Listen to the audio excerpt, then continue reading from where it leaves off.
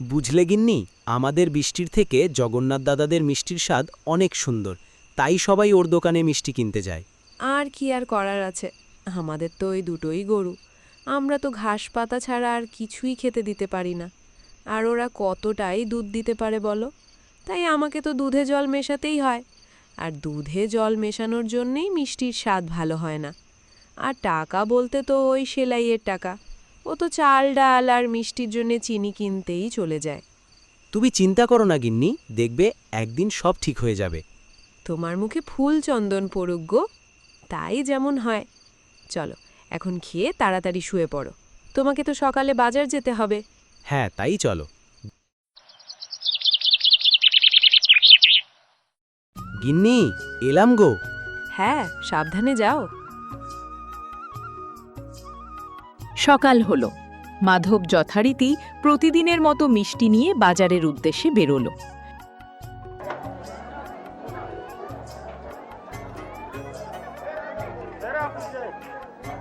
সবাই পাশের দোকানে চলে যাচ্ছে মিষ্টি কেনার জন্য।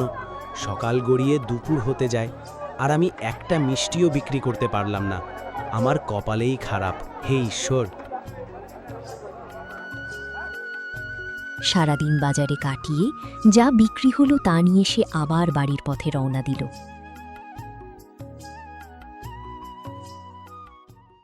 বাছা, একটু দাঁড়াবি?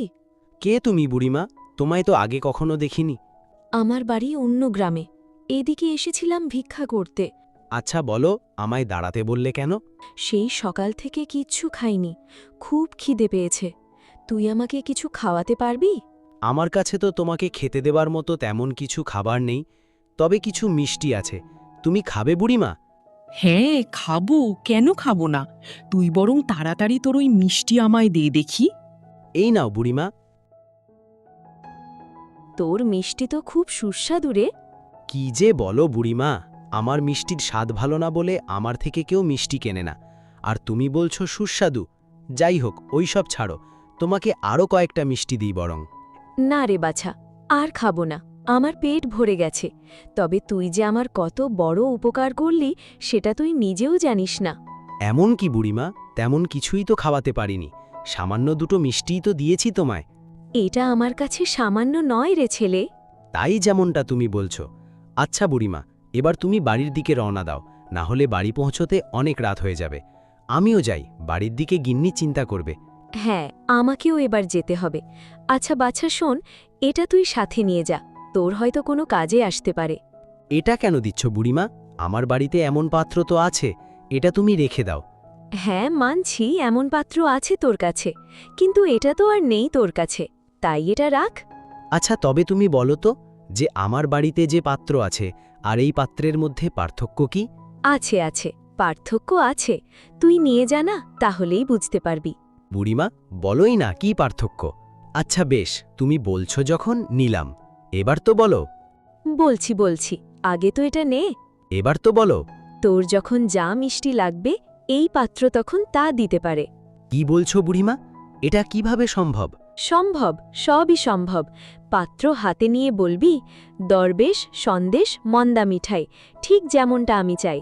আর দেখবি, ঠিক যেমন মিষ্টি তুই মনে মনে চাইবি সেই মিষ্টি এই পাত্রে ভর্তি হয়ে যাবে।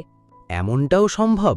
তবে বাছা, একটি কথা সবসময় মনে রাখিস, পাত্র ততদিনই সৎ যতদিন আচ্ছা তুই বাড়ি যা, আমিও যাই এবার। আচ্ছা এসো তবে।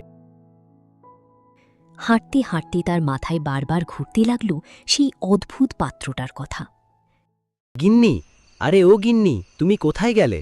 কি হলো, এত চিৎকার করছো কেন? আর এত দেরি হলো কেন তোমার? বলছি, সব বলছি, আগে আমায় একটু জল দাও। এবার বলো দেখি কি হয়েছে। শোনো তবে। কি বলছো তুমি? এই কিভাবে সম্ভব? সে তো আমিও বুঝতে পারছি না গিন্নি, বরং চলো আমরা এক্ষুনি এই পাত্রটি থেকে চেয়ে দেখি, তাহলেই সবটা পরিষ্কার হয়ে যাবে। তাই করো।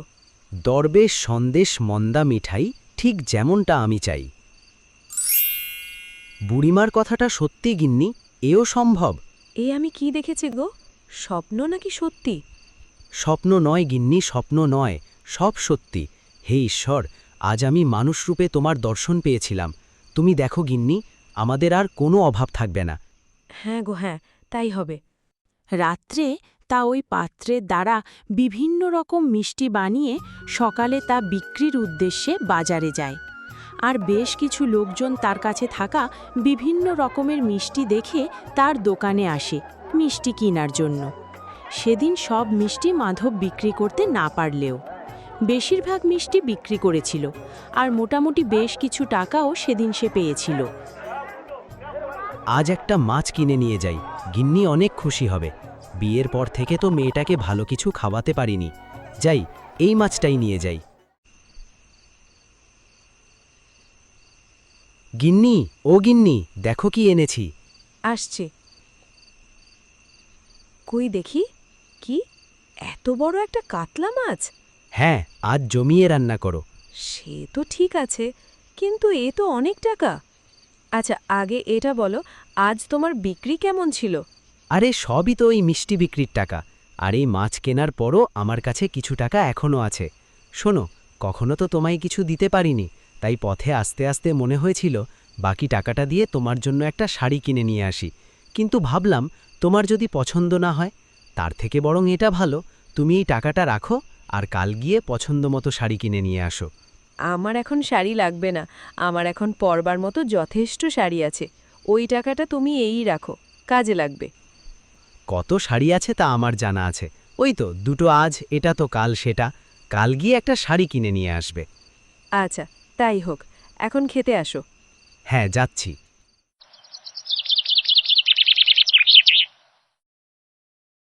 আবার ঠিক যথারীতি পরের দিন সকালে মিষ্টি নিয়ে বাজারে যায়। আরে মাধব, কি মিষ্টি দিয়েছো ভাই! কাল তোমার মিষ্টি খেয়ে আমার বাড়ির লোক আবার পাঠিয়েছে মিষ্টি কিনতে। সত্যি অনেক সুস্বাদু তোমার মিষ্টি।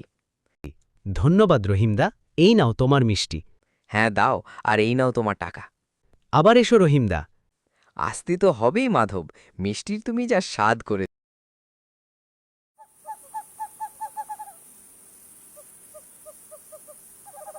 জানো গিন্নি, আজ প্রায় সব মিষ্টি বিক্রি হয়ে গেছে। এ তো খুব ভালো কথা গো। হ্যাঁ গো। আচ্ছা গিন্নি, খেতে দাও তুমি আমায়, খুব খিদে পেয়েছে। তুমি হাত পা মুখ ধুয়ে বসো, আমি তোমার খাবার নিয়ে আসছি। আমি তোমায় বলেছিলাম না গিন্নি, একদিন সব ঠিক হয়ে যাবে, আর দেখো তাই হয়েছে। পরের দিন থেকে মাধবকে আর একটা মিষ্টিও বাজার থেকে ফিরিয়ে আনতে হয় না, তার সব মিষ্টি বিক্রি হয়ে যায়। এভাবেই বেশ সুখে শান্তিতে বেশ কাটছিল তাদের জীবন। হঠাৎ কয়েক মাস পর অনেক দিন ধরেই একটা কথা বলবো ভাবছি। ভাবছো কেন, বলো। আমার মাথায় একটা বুদ্ধি আছে। বাবা, তোমার মাথাতেও বুদ্ধি আছে? আচ্ছা বলো, কি বুদ্ধি শুনি। তোমার সব সময় ইয়ার্কি, তোর ভাল লাগে না। আচ্ছা বলো, কি বুদ্ধি শুনি। এখন তো জগন্নাথদার দোকান থেকে তোমার দোকানে বেশি খদ্দের, কারণ তোমার মিষ্টি ওর মিষ্টির থেকে অনেক সুস্বাদু। তাই আমি ভাবছিলাম, কেন না ওর মিষ্টির থেকে আমাদের মিষ্টির দাম বাড়িয়ে দিই, মানে ওই দ্বিগুণ। তাহলে আমাদের হাতে বেশি টাকা আসতে পারত। তোমার কি মাথা খারাপ হয়ে গেছে? এমন কাজ আমি করতে পারবো না, এ তো মানুষকে ঠকানো হবে। লোক ঠকিয়ে আমি বড়লোক হতে চাই না। যাই হোক, যা বলেছ, এরকম কথা আর ভেবো না। আরে লোক ঠকাতে কোথায় বলছি, শুধু বলছি দামটা একটু বাড়িয়ে দাও। এরকম হয় না গিন্নি। আর তুমি এটা ভেবে দেখেছ কি, যদি আমি মিষ্টির দাম বাড়িয়ে দিই, তবে লোক আমার থেকে কেন মিষ্টি নেবে? তখন তো ওরা অন্য দোকানে চলে যাবে। এই রকমটা একদিনও হবে না, কারণ তোমার মিষ্টির স্বাদের কাছে অন্যের মিষ্টি কিচ্ছুই না। তুমি যতই দাম রাখো না কেন, খুদ্দের তোমার কাছেই আসবে। সেটা তুমি ঠিকই বলেছ, কিন্তু করাটা কি ঠিক হবে? ভুলও কিছু হবে না। আচ্ছা, এখন ঘুমাও, কাল বাজারে যাই, দেখছি কি করা যায়।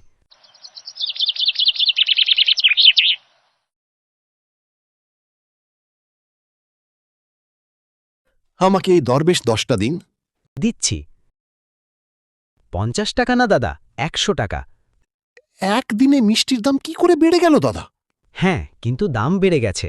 কিন্তু আপনাকে তো এটাও ভাবতে হবে দাদা, আমার মিষ্টি অন্য মিষ্টির থেকে আলাদা, অনেক সুস্বাদু। তা অবশ্য তুমি ঠিক বলেছ। আচ্ছা, এই নাও তোমার আর 50 টাকা। কি গো, আমি কাল যা বলেছিলাম তা করেছিলে? হ্যাঁ, আর আজ অন্য দিনের থেকে দ্বিগুণ টাকা। দেখলে তো, বলেছিলাম তোমায়। আচ্ছা, এখন খেতে আসো।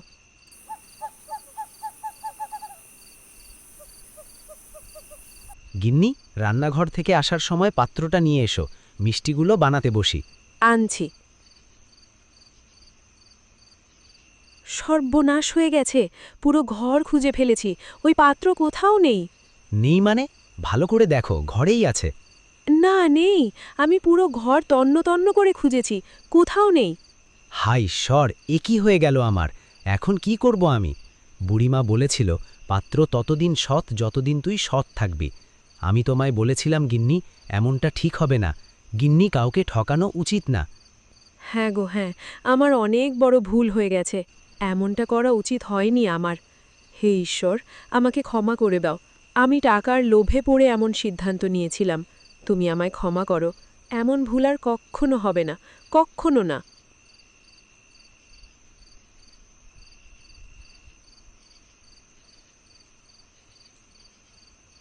জল, জল। কি হয়েছে গিন্নি, কি হয়েছে? এই নাও জল। খারাপ স্বপ্ন দেখেছ নিশ্চয়ই। খারাপ না গো, খারাপ না। তুমি এখনই কোদালটা বের করো আর বাড়ির পিছনে আসো। কি হয়েছে তোমার, বলবে? এই ভোরবেলা কোদাল নিয়ে আসতে বললে কেন? বলছি বলছি, আগে তুমি তাড়াতাড়ি এদিকে এসো। আর এই জায়গাটার মাটির ৩ ফুট পর্যন্ত খনন করো। কিন্তু কেন? তুমি করোই না আগে। কি সব শুরু করলে বলো তো? আগে তুমি একবার পরিষ্কার বলো, কি করতে চাইছো? বলবো বলবো, সব বলবো। এখন খুঁড়ো। আচ্ছা, জ্বালাই পড়ল গেল তো।